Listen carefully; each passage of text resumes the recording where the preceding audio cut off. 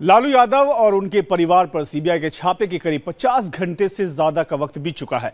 बावजूद इसके सूबे के सीएम नीतीश कुमार इस मसले पर चुप्पी साधे हैं। न इस मामले पर अब तक उनका बयान आया है और न ही उनके पार्टी का कोई प्रवक्ता इस पर बोलने को तैयार है। दरअसल महागठबंधन सरकार में लालू नीतीश के साथ हैं। लालू के छोटे बेटे बिहार के उप मुख्यमंत्री हैं। शायद यही वजह है कि नीतीश इस मामले में अब तक खामोश हैं। कम से कम बीजेपी तो यही मानती है। ऐसे में विपक्ष पूछ रहा है, भ्रष्टाचार पर नीतीश की क्या है मजबूरी? घोटालेबाजों के साथ क्या सरकार चलाना जरूरी है? लालू के खिलाफ सबूत, तेजस्वी के खिलाफ सबूत, बाप बेटों पर सीबीआई का छापा, फिर भी चुप क्यों है नीतीश कुमार? ऐसे भी क्या मजबूरी है? घोटालेबाजों के साथ सरकार चलानी जरूरी है। कभी पटना के इस बंगले पर समर्थकों का हुजूम जुटा रहता था, अब इस बंगले पर सन्नाटा पसरा है।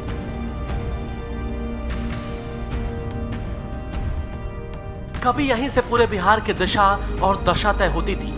आजकल यहां रहने वाले लोगों की ही दशा ठीक नहीं है। और हो भी कैसे, एक साथ पूरे परिवार पर कभी सीबीआई तो कभी ईडी तो कभी आयकर विभाग की छापेमारी हो रही है। लालू का पूरा कुनबा रोज नई मुसीबतों में घिर रहा है। और तो और अब तो सीबीआई ने लालू के बेटे और बिहार के डिप्टी सीएम तेजस्वी यादव के खिलाफ भी केस दर्ज कर लिया है। ऐसे में सबकी नजरें नीतीश कुमार पर टिक गई हैं। बड़ा सवाल यही है कि भ्रष्टाचार पर जीरो टॉलरेंस, यानी जरा सा भी चूक बर्दाश्त न करने वाले नीतीश कुमार तेजस्वी पर क्या कार्रवाई करेंगे? क्या अब तक अपने मंत्रियों की चूक पर कार्रवाई करने वाले नीतीश कुमार तेजस्वी को बर्खास्त करेंगे? इस सवाल के जवाब का इंतजार जितना बीजेपी को है, उससे कहीं ज्यादा अब आरजेडी को है। शुक्रवार को पटना समेत बाकी शहरों में सीबीआई लालू यादव के अलग अलग ठिकानों पर रेड मारती रही, लेकिन नीतीश इन सब से दूर राजगीर में जमे रहे। हालांकि पूरे घटनाक्रम पर उनकी नजर रही होगी, लेकिन वो अब तक इस मामले पर चुप है। नीतीश की यही चुप्पी अब सवालों के घेरे में है। आखिर जिस प्रदेश के डिप्टी सीएम पर सीबीआई ने मुकदमा दर्ज किया है, तो उस प्रदेश के सीएम चुप कैसे रह सकते हैं? जो राज्य के उप मुख्यमंत्री हैं, जिनकी लगभग 1 दर्जन संपत्ति को जब्त कर लिया गया, कुर्क कर लिया गया, इनकम टैक्स डिपार्टमेंट के द्वारा प्रोविजनल अटैचमेंट कर लिया गया, जिस उप मुख्यमंत्री को सीबीआई के एफआईआर में जिसका नाम दर्ज है, तो राज्य के उप मुख्यमंत्री के खिलाफ प्राथमिकी दर्ज हो गई। 10 घंटे सीबीआई उनसे पूछताछ कर रही है, उनके सरकारी आवास पर छापा मारा जा रहा है। इसके बाद क्या बचा? लेकिन तेज प्रताप की भी कई संपत्तियों को इनकम टैक्स डिपार्टमेंट ने सील करने का काम किया है, और उसके बावजूद आप चुप्पी साधे हुए हैं। आईपीसी की अलग अलग धाराओं के तहत तेजस्वी यादव के खिलाफ सीबीआई ने मुकदमा दर्ज किया है, लेकिन केस दर्ज होने के 2 दिन बाद भी सवाल जस का तस बना हुआ है। न सीएम नीतीश कुमार ने और न ही उनकी पार्टी के बाकी नेताओं ने इस मसले पर अब तक कुछ भी कहा है। पहले आयकर विभाग की कार्रवाई, फिर सीबीआई के छापे और अब प्रवर्तन निदेशालय की रेड से लालू प्रसाद यादव का कुनबा पूरी तरह घिर गया है। लालू इस कार्रवाई को सियासी बता रहे हैं, लेकिन जांच एजेंसियों ने साफ कर दिया है कि कहीं शेल कंपनियां बनाकर करोड़ों के वारे न्यारे किए गए हैं, तो कहीं अकूत बेनामी संपत्ति जुटाई गई है। लालू प्रसाद यादव इन छापों का ठीकरा बीजेपी पर फोड़ रहे हैं, लेकिन असल मुसीबत तो यह है कि इस मसले पर अभी तक महागठबंधन के साथ ही जेडीयू ने अपना पत्ता नहीं खोला है। केस दर्ज होने के बाद लालू ने तेजस्वी का जोरदार बचाव किया है। दलील दी है कि जिस वक्त का ये मामला है, उस वक्त तेजस्वी नाबालिग थे, ऐसे में इस्तीफा देने का सवाल नहीं उठता। लेकिन बीजेपी तेजस्वी को मंत्रिमंडल से हटाने की मांग कर रही है। यही वजह है कि नीतीश और उनकी पार्टी की चुप्पी पर सबकी नजरें हैं। नीतीश की छवि अब तक बेहद ईमानदार नेता की रही है। उनके पुराने इतिहास को भी देखा जाए तो कहा जा सकता है कि तेजस्वी का कुर्सी पर बने रहना बेहद मुश्किल है। 2015 में नीतीश के मंत्री अवधेश सिंह एक स्टिंग ऑपरेशन में फंसे तो नीतीश ने उन्हें बाहर कर दिया था। विजिलेंस का मुकदमा दर्ज होने के बाद नीतीश कुमार ने मंत्री रामानंद सिंह का भी इस्तीफा ले लिया था। इसी तरह से 2011 में बीजेपी कोटे के मंत्री रामाधार सिंह के खिलाफ मामला सामने आने पर उन्हें भी बर्खास्त कर दिया गया था। और तो और 2005 में मुख्यमंत्री बनने के 4 घंटे के अंदर नीतीश ने भ्रष्टाचार के एक पुराने मामले में नाम आने पर अपने कैबिनेट मंत्री जीतन राम मांझी का भी इस्तीफा ले लिया था। नीतीश कुमार की कोई नैतिकता रहे तब तो, कोई सिद्धांत उनका रहे तब तो, वो अपने पक्ष में जो बातें आ रही है उसको कैसे हम कर सकें, इसके लिए कोई भी कुकर्म कर सकते हैं। और आज जो कर रहे हैं, जो बात आप जहां इशारा दे रहे हैं, आज उनके डिप्टी सीएम हैं, उनके मिनिस्टर हैं, उनके महागठबंधन के लोग हैं, उन पर छापा चल रहा है, एफआईआर हुआ है। तो करप्शन के संदर्भ में जीरो टॉलरेंस का कहां उनका सिद्धांत गया। नीतीश आज पटना जा रहे हैं, जिसके बाद मुमकिन है कि वो इस मामले पर अपनी चुप्पी तोड़ेंगे। इस बीच लालू यादव ने सोमवार यानी 10 जुलाई को आरजेडी विधायकों की बैठक बुलाई है। कल सुबह 10 बजे 10 सर्कुलर रोड लालू यादव के घर पर विधायक दल की बैठक होगी। इस बैठक को बेहद अहम माना जा रहा है।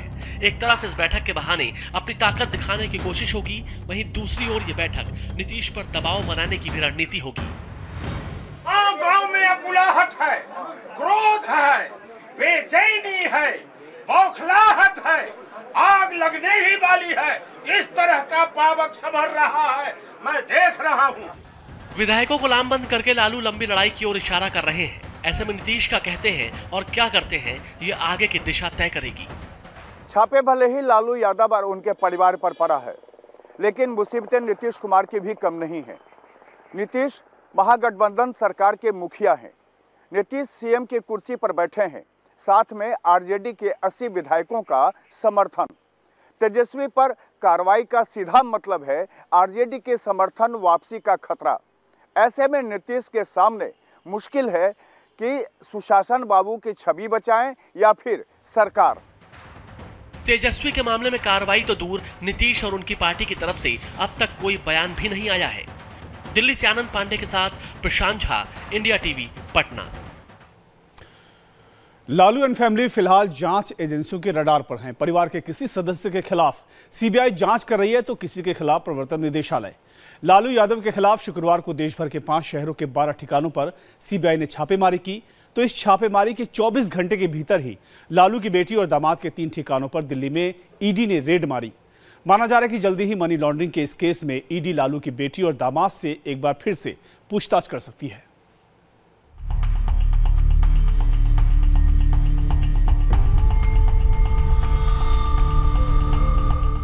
तीन अलग अलग ठिकानों पर ईडी की छापेमारी। 6 घंटे से भी ज्यादा लंबी हुई पूछताछ। मनी लॉन्ड्रिंग केस में लालू की बेटी दामाद पर कसा शिकंजा। मुसीबतें जब आती है तो हर तरफ से आती है। यही हाल है लालू यादव और उनके परिवार की। एक साथ दिल्ली के 3 अलग अलग जगहों पर ईडी की टीम ने छापेमारी की और कई सारे दस्तावेज बरामद किए। शनिवार को प्रवर्तन निदेशालय की टीम पूरी तैयारी के साथ लालू यादव की बेटी और राज्यसभा सांसद मीसा भारती और उनके पति शैलेश के ठिकानों पर एक साथ छापेमारी की। घर के हर कमरे की तलाशी ली। छापेमारी के वक्त मीसा भारती और उनके पति घिटोनी के सरला विला में मौजूद थे। इस दौरान मीसा भारती और शैलेश से 6 घंटे से भी ज्यादा लंबी पूछताछ की गई। इतना ही नहीं, बाद में ईडी के अधिकारियों ने शैलेश को अज्ञात जगह पर ले जाकर भी पूछताछ की। लालू परिवार के करप्शन का बही खाता मोटा होता जा रहा है, जिसमें रोज नए नए चैप्टर जुड़ते जा रहे हैं। शुक्रवार को पटना में छापेमारी की जो तस्वीर दिखी, शनिवार को भी वही कुछ रिपीट होता दिखा। बस जगह और छापेमारी करने वाली एजेंसी बदल गई थी। शुक्रवार को राबड़ी और तेजस्वी निशाने पर थे, तो शनिवार को लालू की बेटी मीसा और दामाद शैलेश का नंबर था। छापेमारी की यह पूरी कार्रवाई मनी लॉन्ड्रिंग केस में हुई। 1000 करोड़ से भी ज्यादा की बेनामी संपत्ति मामले में ये छापेमारी की गई थी। मीसा और शैलेश पर आरोप है कि इन्होंने फर्जी कंपनियों के जरिए करोड़ों रुपए की हेराफेरी की है। लालू की बेटी और दामाद की कंपनी मिशेल के सीए राजेश अग्रवाल ने फर्जी कंपनियों के मालिक एसके जैन और वीके जैन को 4 किश्तों में 90 लाख रुपए कैश दिए। एसके जैन ने अपनी 3 फर्जी कंपनियों के जरिए ये पैसा लालू की बेटी मीसा और दामाद शैलेश की कंपनी मिशेल में भेजा। 2008 में फर्जी कंपनियों से मिले इन्हीं पैसों से लालू के बेटी दामाद की कंपनी मिशेल ने 1 करोड़ 41 लाख में दिल्ली के बिजवासन में फार्म हाउस खरीदा था। 2.8 एकड़ में फैले इस सैनिक फार्म की कीमत 50 करोड़ मानी जाती है। आरोप है कि फर्जी कंपनियों के जरिए काला धन सफेद कर लालू के बेटी दामाद ने दिल्ली में कई प्रॉपर्टी खरीदी है। माना जा रहा है कि छापेमारी की इस पूरी कार्रवाई के बाद एक बार फिर से ईडी मीसा भारती और शैलेश से पूछताछ कर सकती है। मुमकिन है कि ये पूछताछ दोनों से अलग अलग हो सकती है। सूत्रों से मिली जानकारी के मुताबिक इसके लिए बाकायदा सवालों की फहरिस्त भी बना ली गई है। विवादास्पद कंपनी मिशेल क्या करती है? मिशेल कंपनी में कब कब कितनी धनराशि आई? मिशेल कंपनी में शेल कंपनियों के जरिए पैसे जमा कराने का आइडिया किसका था?